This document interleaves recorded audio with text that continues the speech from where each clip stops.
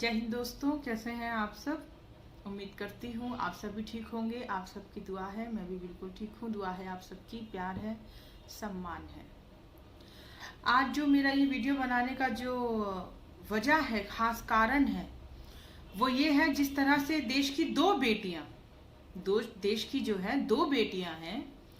एक बेटी जो है वो सत्ताधारी सरकार की चाटुकारिता करने वाली है, और एक दूसरी बेटी वो है जिसको कि अभी वो अपराधी है या नहीं है कुछ पता नहीं है, लेकिन बीजेपी द्वारा, दलाल गोदी मीडिया द्वारा और अंधभक्तों द्वारा उसको अपराधी घोषित कर दिया गया है। जबकि जब तक किसी का अपराध सिद्ध ना हो जाए उसको अपराधी नहीं कहा जा सकता। ये हमारा संविधान कहता है, ये कानून है। लेकिन क्योंकि जो हमारा देश चलाने का जो एक तरीका है, किसी को भी अपराधी और किसी को भी राष्ट्रवादी घोषित किया जा रहा है। हमें भूलना नहीं चाहिए डॉक्टर कफील खान का मामला, जिस तरह से रिया को पकड़ा गया है और उस पर जबरन उसने बताया है कि जबरन उससे जो है लिखवाया जा रहा है बयान। वो बात उसने बताई है जो कि हम सभी जानते हैं। अगर पुलिस जब चाहे तो किस तरह से बयान जो है वो लिखवाते हैं। डॉक्टर कफील खान ने बाहर आने के बाद में ये सारी चीजों का खुलासा किया है, और हम सब भी जानते हैं। ऐसा नहीं है कि हम लोग इस चीज को समझते नहीं हैं, हम जानते नहीं। हम सब इस बात को भली भांति जानते हैं कि पुलिस किस तरह से टॉर्चर करके कुछ भी कबूल करवा सकती है। अब दूसरी बात, जो सबसे अहम मुद्दा है, जिस पर ना तो गोदी मीडिया बात करने को तैयार है, ना तो कोई भी इस बारे में बात करने को तैयार है, वो मामला है प्रियंका सिंह का। प्रियंका सिंह सुशांत सिंह राजपूत की बहन, जो अंतिम समय में सुशांत सिंह के साथ थी। जब रिया, मैंने इस पर आर्टिकल भी डाला है, जब रिया 8 जून को सुशांत का घर छोड़ चुकी थी, 12 जून तक जो प्रियंका सिंह है वो सुशांत के साथ थी, तो ड्रग्स किसने दिया सुशांत को? क्या इस बारे में सवाल किया गया? पूछताछ होना रिया से, अगर वो अपराधी है उसको फांसी पे चढ़ा देना चाहिए, लेकिन क्या पूछताछ सबसे नहीं होनी चाहिए? जिस पर भी शक हो रहा है कि उस पर पूछताछ नहीं होनी चाहिए, लेकिन हो नहीं रही, तो ये भेदभाव क्यों? और इस पर गोदी मीडिया सवाल क्यों नहीं करता? सीबीआई इस पर जवाबदेही क्यों नहीं है? वो क्यों नहीं प्रियंका सिंह से पूछताछ करती? क्यों नहीं इस बात का खुलासा करती कि जो प्रियंका सिंह है, जो सुशांत सिंह राजपूत है, उसने करोड़ों का नॉमिनी बनाया है अपनी बहन को, तो इस बारे में कोई बात क्यों नहीं की जा रही है? दूसरी बात है कंगना रनावत की। सभी जानते हैं किस तरह से एक कलाकार के तौर पर मैंने कंगना के काम को हमेशा अप्रिशिएट किया है, पसंद किया है, लेकिन एक कलाकार के तौर पर। लेकिन अफसोस, जहां पर एक जिम्मेदार नागरिक की बात आती है, मैं उनको बिल्कुल भी अप्रिशिएट नहीं करती। उसकी वजह है क्योंकि हमने देखा है उनको किस तरह से वो बीजेपी की चाटुकारिता में जो है लगी हुई है अपनी निजी स्वार्थ की खातिर। और एक दूसरी बात है जो मैं बताना चाहती हूँ मेरे सभी व्यूवर्स को और दर्शकों को और देश को, जो कंगना का अभी मुंबई महाराष्ट्र में जो अवैध, जो उसका दफ्तर है, गिराया गया है, जिस बिल्डिंग को गिराया गया है, वो अवैध निर्माण था, जिसके बारे में बीएमसी ने पहले ही 2 साल पहले ही नोटिस दे चुकी थी। ये ऐसा नहीं कि कंगना ने कोई बयान दिया और उसके कार्रवाई के तौर पर ये किया गया है। ये बिल्कुल भी भ्रमित ना करें लोग, और इस चीज को थोड़ा साफ करें कि ये जो कंगना का जो अभी बिल्डिंग टूटी है, ये इस वजह से टूटी है क्योंकि वो अवैध निर्माण था, और अवैध निर्माण तो टूटना ही चाहिए। अब सवाल ये खड़ा होता है, जो हमारे जो ये अंधभक्त हैं, जो गोदी मीडिया, जिस तरह से गोदी मीडिया जैसे इनका घर परिवार छिन गया हो। कंगना की एक बिल्डिंग तोड़ना, उसका घर नहीं तोड़ा है किसी ने, अवैध निर्माण था कंगना का, जो कि करोड़ों अरबों खरबोपति है, छोड़ दीजिए, वो अपने लिए सब कुछ मैनेज कर सकती हैं। उसके एक बिल्डिंग पर बुलडोजर चला और पूरा गोदी मीडिया से लेकर अंधभक्त सभी लोग बीजेपी पूरा तिलमिला गई। मैं पूछना चाहती हूं, जब गरीबों के मकानों को तोड़ा जाता है बीजेपी द्वारा, केंद्र सरकार द्वारा, जो दिल्ली में तोड़े गए, जो और किस टाइम तोड़े गए मकान गरीबों के? कोरोना महामारी के बीच, बरसातों के बीच दिल्ली में हमारी आंखों देखा, हमने देखा किस तरह से गरीबों के मकानों पर बुलडोजर चला दिया केंद्र सरकार ने, बीजेपी की सरकार ने, और उन लोगों को शरण दी दिल्ली सरकार ने, केजरीवाल सरकार ने।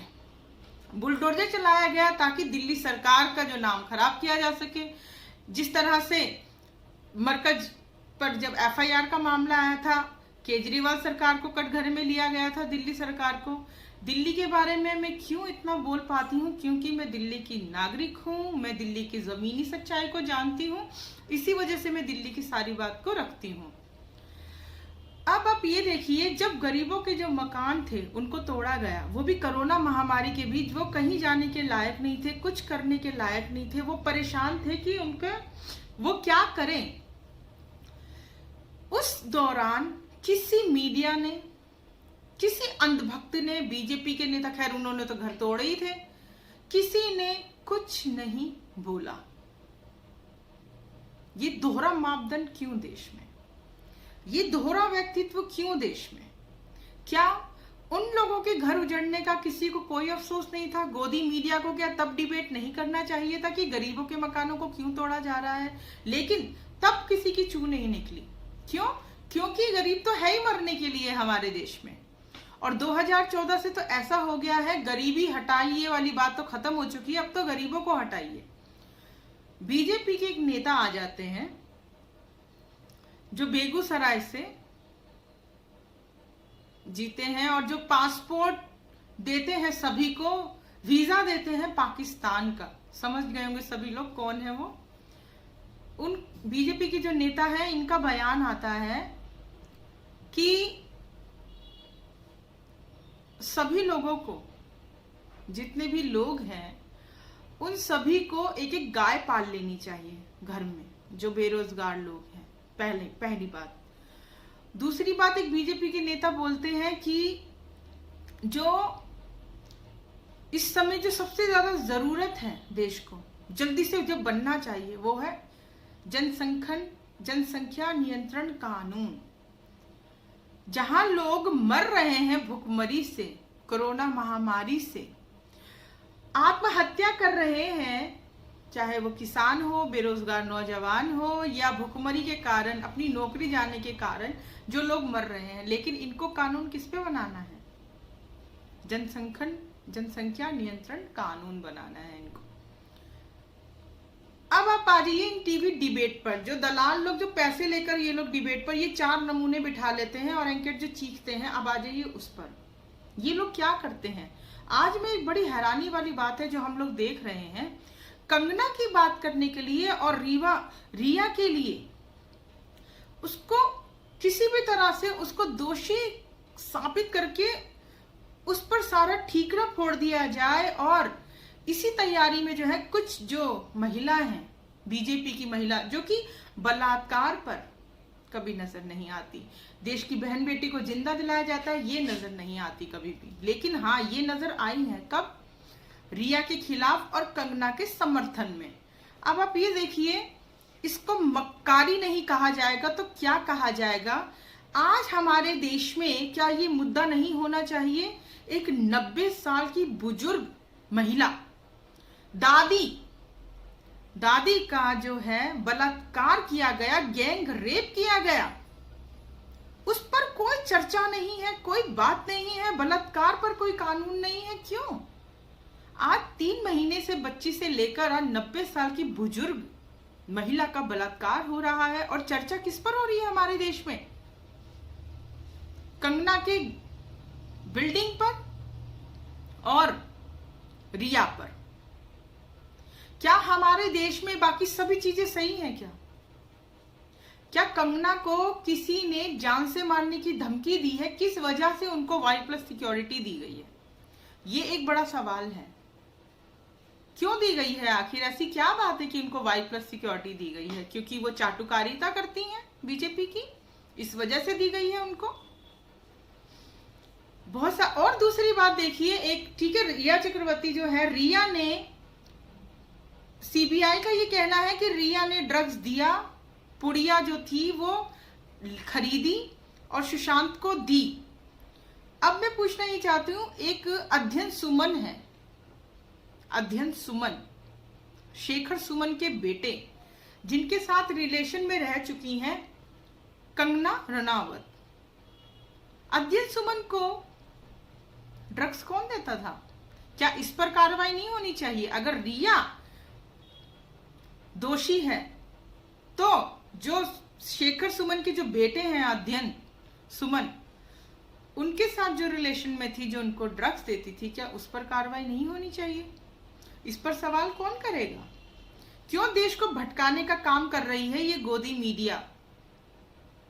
शर्म आनी चाहिए आप सभी को, जो देश को आज बेच रहे हैं, और वो लोग जो इस बर्बादी का तमाशा बहुत ही चुपचाप बैठकर देख रहे हैं। बहुत दुख की बात है। और पूरी तरह से देश को भ्रमित करने का जो काम है बीजेपी लगातार कर रही है, देश को पूरी तरह से भ्रमित कर रही है।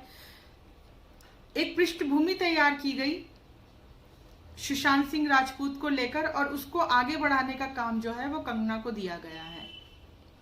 साफ तौर पे देखा जा सकता है, सारा ठीकरा जो है रिया के सर पर फोड़कर, और जी हमने जी इंसाफ दिला दिया। अरे इंसाफ, आप ये देखिए उस लड़की का क्या हाल है अभी, रिया का जो इस समय जो हाल है, अगर वो कुछ कर लेती है तो उसका जिम्मेदार कौन होगा? जिस तरह से उसको प्रताड़ित किया जा रहा है, अगर वो कोई गलत स्टेप उठा लेती है या उसको कुछ हो जाता है, उसके बाद में सुशांत सिंह केस तो ऐसी कैसी रह जाएगा।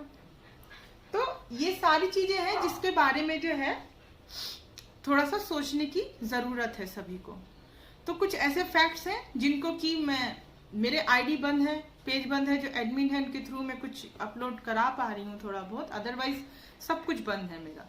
कोई बात नहीं, वो तो 10-15 दिन में आईडी फिर दोबारा से खुल जाएगी, तो मैं दोबारा से कंटिन्यू लिखूंगी इस सारे मामले में। अभी मैं कुछ चीजें लिख रही हूँ, आप देखिए। और सभी लोग प्लीज मेरे चैनल को सब्सक्राइब कर लीजिए, क्योंकि एक यही माध्यम है मेरा आप लोगों से जुड़ने का।